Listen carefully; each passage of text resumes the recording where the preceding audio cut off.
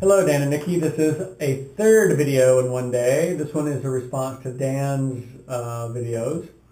Um, so you said Gareth quit soccer, and and I know you were concerned more about the thought process, but I'm glad for that because, as we all know, there's not one way to get through life, and that's hard when you're 17 to have to learn that.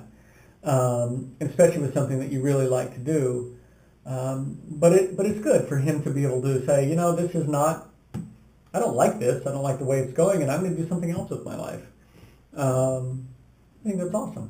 So good for you, Gareth. One interesting thing, Dan, is that at all of the kids' cross country meets, all of Preston's cross country running meets, and his Nordic ski meets, there is a team that comes, and it's a team called the Rochester Area Homeschoolers. So essentially, they have put a group of athletes together, and they come and compete as a team, which I think is really cool. Probably works better in running than it does in soccer or football because they simply don't have enough bodies for that. But they actually field a pretty good cross country team and a pretty good Nordic ski team. So, yeah. Guitar, thank you for lending Marshall that guitar. Every time we talk to him, every time we're Skyping him on Sunday, he's playing it. So, and if you don't know, Nikki, when we withdrew him from the school district here, they sent us a not so nice note asking for their bassoon back. Marshall doesn't have a bassoon to play, so he's playing guitar out there, which is fine. Cleaning your house. Yeah, and I think, Nikki, you were doing that too, but cleaning the house out, oh my gosh, you were so right about that. Get rid of the shit. Americans, we build bigger houses so that we can put more stuff in them, more stuff that we're never going to use. Which is why I'm so committed, when the kids are gone, to sell this house and buy a small, 2-bedroom cottage with no storage space. But in the meantime, my big project before the snow flies, which could be next week, really, is to clean our garage out. I'm going to get rid of all the crap that I don't use, all the wood that I'm never going to ever use for anything. And it's going to feel good. It really is. So, Dan, how's bike riding lessons coming? One of the suggestions I wanted to do is when we taught Duncan how to ride a bike way back when. We did it in a pretty flat, soccer field. Because then when you fall, it doesn't hurt nearly as bad as if you fall on asphalt. It also keeps you from getting going too fast. So anyway, I'm betting that once you actually send him on his way on 2 wheels, it's not going to take him very long to get it 30 minutes. So hopefully that's going well and he's riding a bike. And then you can teach him how to ride a bike backwards, which is the next step. So, and when I say backwards, I mean sitting on the handlebars and pedaling backwards. So that's a lot of fun. Let's see. Oh, Dan, you kept asking why am I not posting videos? I can't imagine. I sit around all day doing nothing. So I'll get on that. Cesar's. I was like, Caesar? Who the hell's Caesar? Cesar's championship game. That was a lot of soccer to watch with no commentary. And yeah, I'm glad you put the little goal highlights in there. So,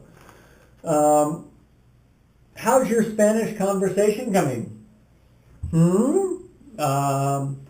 So, yeah, I'm anxious. So here's what you have to do when you get to Mexico. Don't let language be your barrier. Go out by yourself and just do as best you can. Draw pictures, sign, use what limited Spanish you know, and go for it. That's how you learn. That's the fun stuff. Learn just enough to get in trouble. That's what I say. Here's what you need to know. You know pelota. You know all the major soccer lingo, right, in Spanish? What more do you need? Go down, find a bunch of kids to play football with, and rustle up a football game. You know, figure out how to say, do you want to play soccer? Figure out how to say that in Spanish, and there's always kids playing. And they think it's hilarious when some gringo, you know, steps in and starts playing with them. So that's my recommendation. Story time with Deb, yeah, that's very funny. That story was very interesting. You haven't posted any more yet, so I'm anxious to hear the next installment of Story Time with Uncle Dan. I do have a bunch of stories, mainly from college, all my high school stories. I'm not sure where those are, but I've got some. But, you know, and I keep on telling Nikki that there was a story that she wrote involving a unicorn back in high school, but she keeps denying it, or at least claiming that she doesn't remember any such thing. I think there was such a thing. So anyway, I will try to dig up some of my stuff. My kind of stuff's kind of dark though. So anyway, so let's see. Oh, can we see a picture of your toe? You keep talking about your purple toe, but you never showed it to us. Or did you lose that video? So I'm just curious. Let's see. LA Galaxy. Oh, did they end up winning the Athletic Supporters Shield? I've not been following it at all. I know the season's just done. So hopefully Landon Donovan. I mean, they're going to be in the playoffs, right? So there'll be some playoff stuff. Maybe I can watch that. So enjoy the last season. And then you can watch future seasons without getting so uptight. I think it's a great deal. So don't pick a new favorite player, okay? Don't do that. No obsession. Don't obsess on anybody, okay? No creeping out on people. In fact, here's what you got to do. Every match you watch, find a couple of people on each team that you can be sympathetic with, and then watch it that way. I did notice today, though, that the Oakland A's won their final game, and the Mariners are out of the playoffs, or they did not make the playoffs. That's too bad. So, let's see. That's all I got. So I'm going to hang up, and I think I'm going to go post these videos, and then I'm going to go to bed. So that's my story, and I am sticking to it.